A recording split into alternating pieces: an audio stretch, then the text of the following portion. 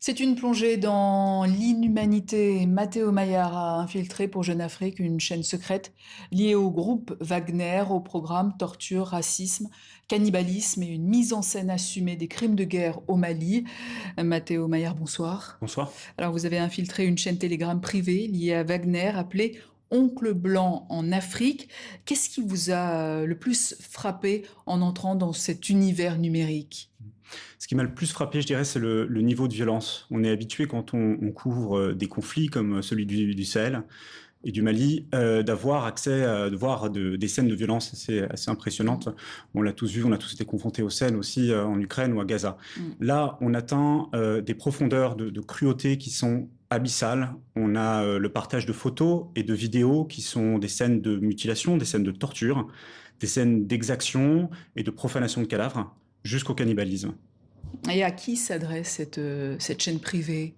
Alors cette chaîne privée, elle a été créée par un ex-mercenaire de Wagner qui était déployé en Libye, qui se revendique comme néo-nazi. Donc il regroupe autour de lui tout un nombre de personnes qui partagent ses points de vue racistes et aussi des vétérans de Wagner ainsi que des mercenaires actifs.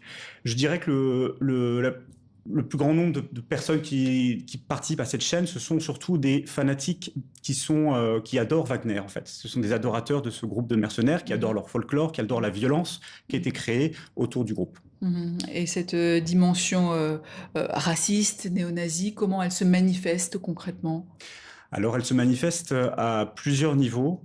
On a dans le partage de ces vidéos de violence, on a des commentaires qui accompagnent ces vidéos, ces images, qui sont des commentaires extrêmement racistes, donc qui sont accompagnés d'injures racistes. C'est-à-dire? C'est-à-dire, par exemple, les Noirs, ils sont qualifiés de charbon ou directement de nègres. On a un ciblage particulier en direction des communautés qui sont perçues comme des communautés ennemies. C'est le cas, par exemple, des Peuls, qui sont tous qualifiés de tribus puantes, et c'est aussi le cas des Touaregs, qui sont donc souvent affiliés à des rebelles indépendantistes au nord du Mali, et qui sont qualifiés là de bergers. Mhm. Dans une autre vidéo, on voit, je cite, un chef Fama des forces armées maliennes montre comment découper correctement la carcasse d'un djihadiste pour la faire frire, un sort réservé pas seulement pour les djihadistes. Non, c'est un sort qui est réservé aussi à des victimes civiles. Alors, on n'est pas toujours capable d'identifier les personnes qui sont sur ces vidéos, que ce soit ceux qui perpétuent l'acte, l'agression, ou les victimes elles-mêmes. Dans cette vidéo-là particulière de cannibalisme, elle avait fait le tour des réseaux sociaux, même en dehors de cette chaîne de Wagner, hein. Elle avait été tellement partagée dans les groupes WhatsApp au Mali et au Sahel que le gouvernement malien avait dû réagir en annonçant l'ouverture d'une enquête privée, en tout cas la quête de l'identité de la personne responsable. Vous écrivez que la chaîne attire, je cite, des jeunes gens fascinés par l'ultra-violence et surexcités à l'idée de tuer des Africains en toute impunité. Comment les autorités maliennes justifient-elles leur silence, même si elles ont réagi cette fois-ci?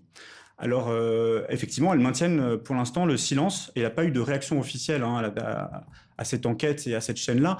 En général, quand il y a des exactions qui sont pointées en direction des FAMA, des forces armées maliennes, ou bien de leurs supplétifs, les Russes de Wagner, soit la réponse est le silence, soit la réponse est la dénégation. Parce que le gouvernement malien, encore aujourd'hui, alors que Wagner est sur le départ, ne reconnaît pas la présence de ces mercenaires sur son territoire. Il s'agit d'instructeurs russes pour eux qui ne font qu'instruire leurs soldats et en aucun cas ils ne participent aux opérations sur le terrain.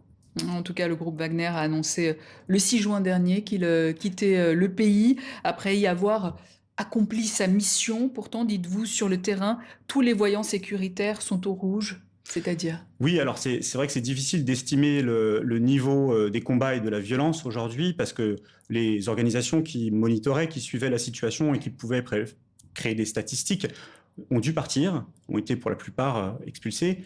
Le gouvernement malien ne fournit pas de statistiques sur les combats et sur les violences, donc on doit s'appuyer sur d'autres organismes, par exemple l'organisme ACLED, qui monitore ces combats et qui, selon les données qu'il a pu recouper, le niveau de violence a plus que doublé en 4 ans entre 2020 et 2024. En 2024, le niveau de violence a atteint 2000 morts pour l'année 2024.